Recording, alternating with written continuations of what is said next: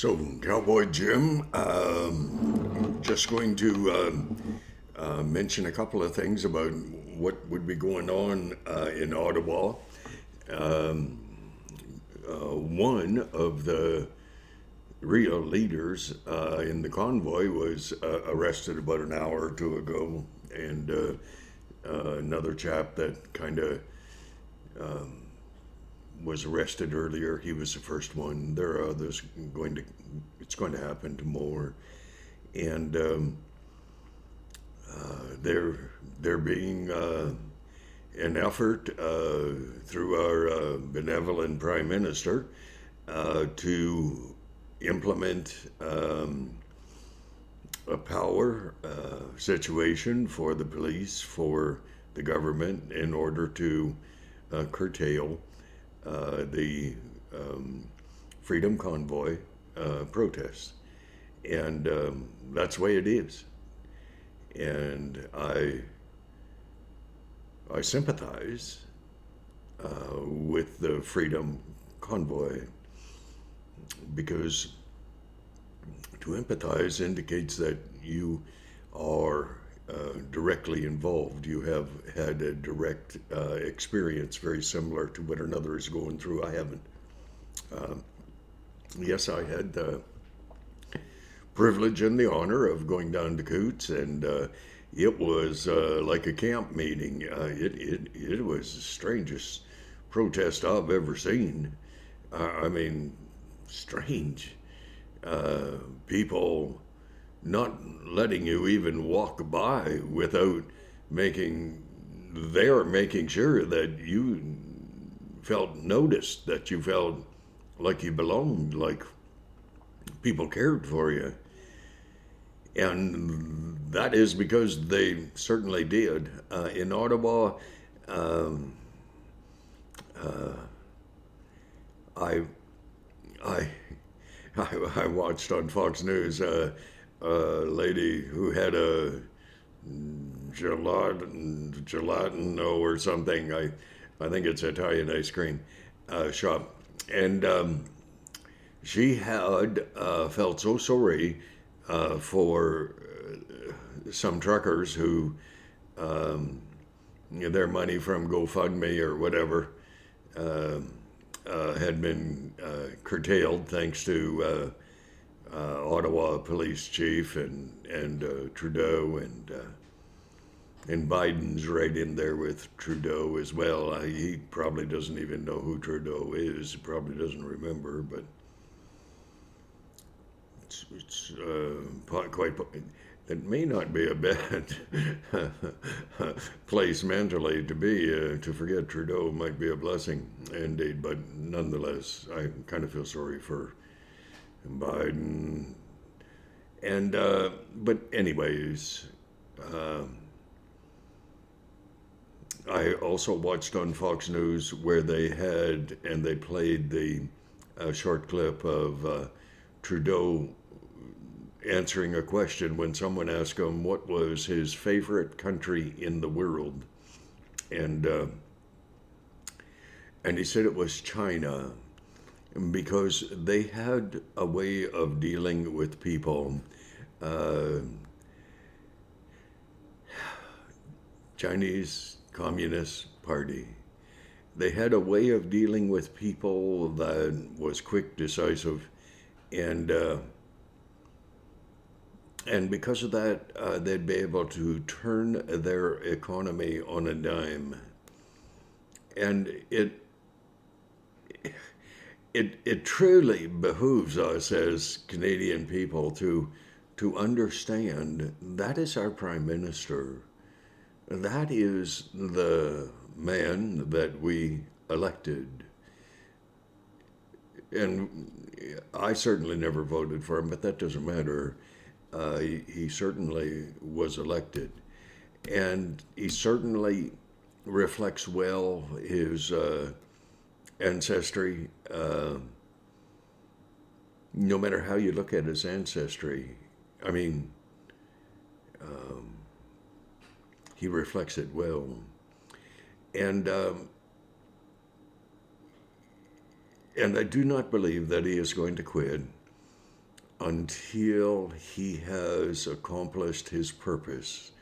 That being, as far as I'm concerned, of course, I am just a trucker and I am a rancher. I truly believe that given Trudeau's favorite country in the world, that he will be more contented if Canada were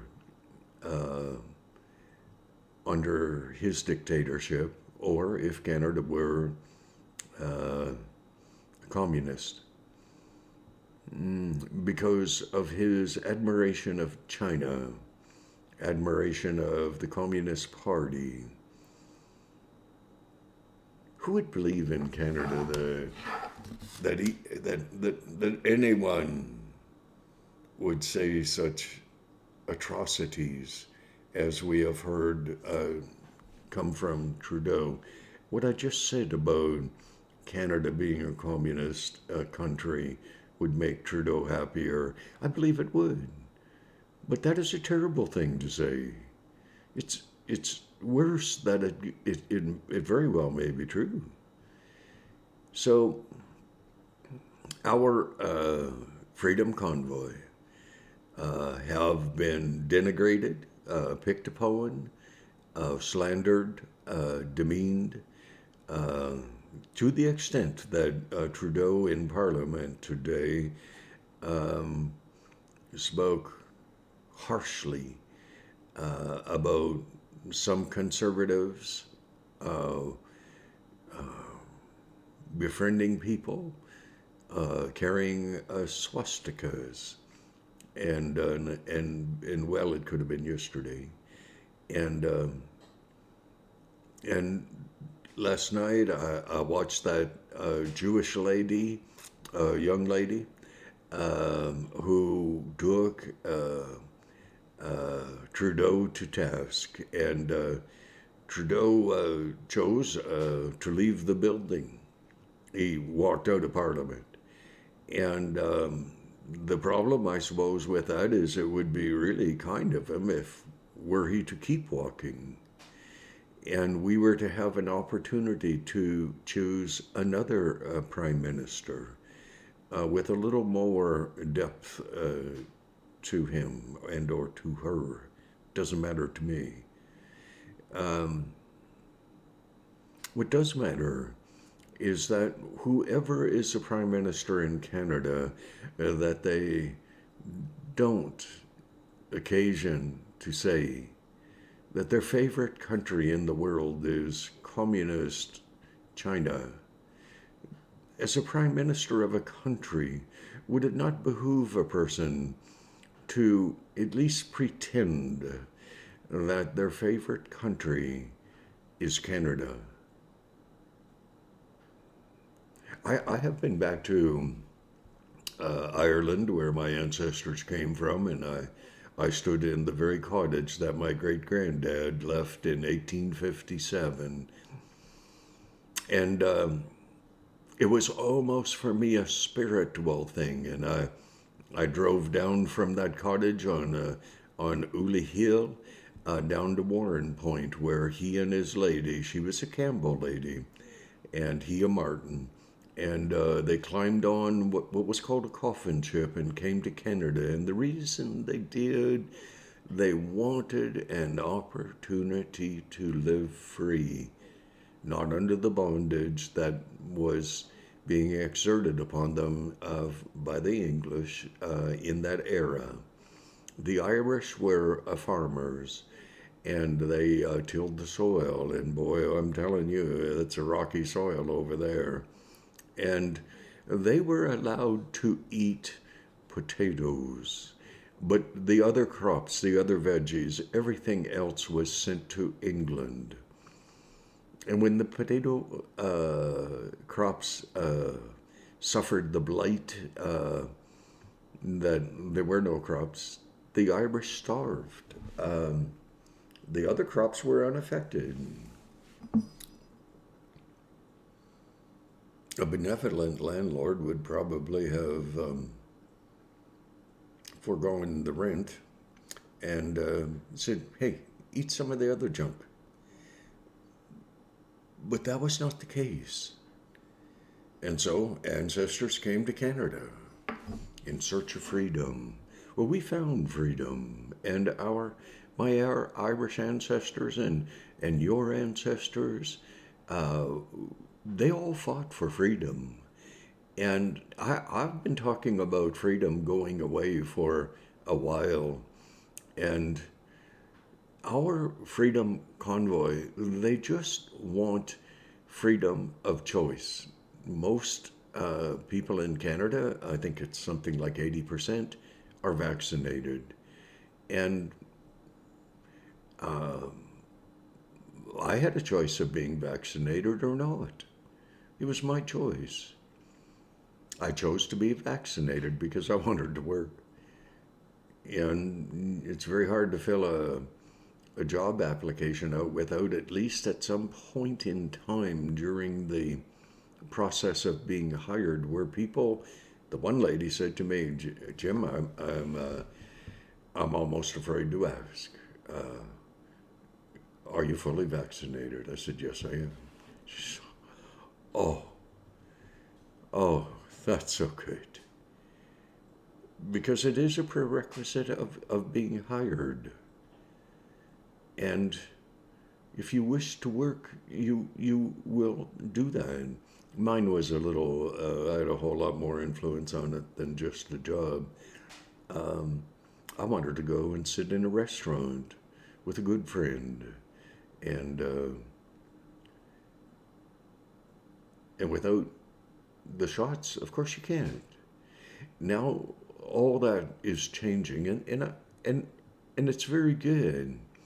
The truckers, they want the change to happen quickly. I don't blame them. I really don't. But it is so funny that truck drivers riding alone in their cabs are the most sequestered away, secluded people, hardly reaching out beyond themselves, getting out of the cab, not hard to throw a mask on that doesn't work.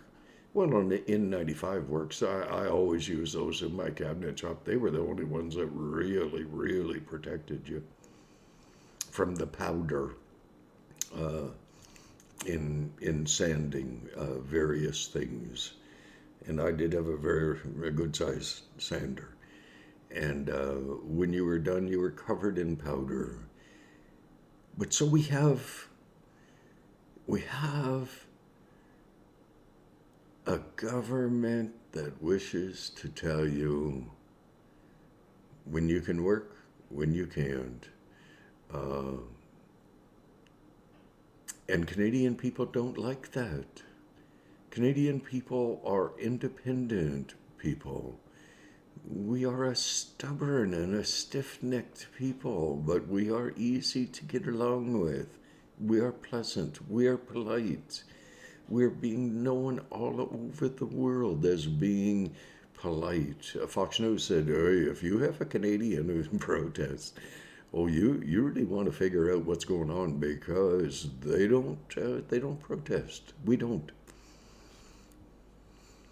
Our Prime Minister, who I truly do hold in total disrespect, is being watched all over the world. Our Freedom Convoy is being watched all over the world and being emulated, copied. I look forward to I think it's another week, and the convoy, it's not called the Freedom Convoy in the States. There's another name for it. The last I heard, before one of the media groups shut them down, there were 95,000 U.S. truckers who had signed on to go on that convoy from California to Washington and Paris. And I can't believe in Ireland they haven't done that too. New Zealand, Australia. I mean, there are people supporting freedom of choice, supporting our Canadian truckers from all over. And isn't it interesting? Our benevolent government seizing all the accounts. A farmer was on the news today, actually CTV, and he was being interviewed a little, and he said, he had gone to pay for his mineral blocks that you give to cattle, and he went to do an e-transfer, and his accounts were seized. And he is just a farmer in Ottawa protesting because that's what Canadians do rather than fight. Because fighting it's just not the thing to do when you're trying to teach your children how to recognize a situation that you can work out and you can talk through and you can have an opinion without being persecuted. But can you really? No. Not if Trudeau continues to have his way. I truly believe that he wants to have his own dictatorship, his own little communist country, and that he loves China. Trying to kill people that disagree with them. I wonder how far Trudeau would go when we disagree with him. Well, we see now, and sure,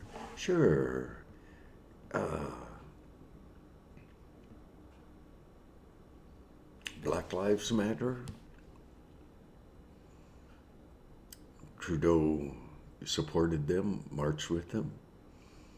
One fellow on the news and Fox News today in the United States of America said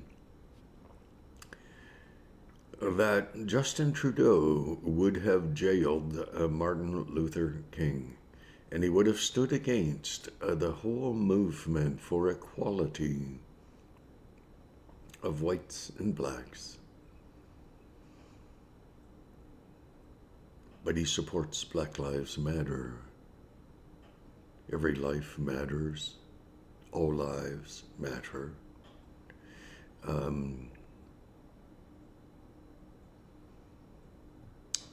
I believe that we are living in tough times. I did a couple of little things on one world government and so on like that.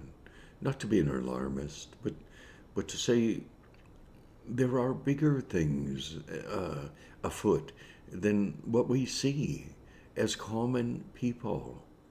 We look around and we see good. We want to see good in each other. We want to honor each other, to build each other up, to reach out and touch a heart, to say, hey, I noticed you.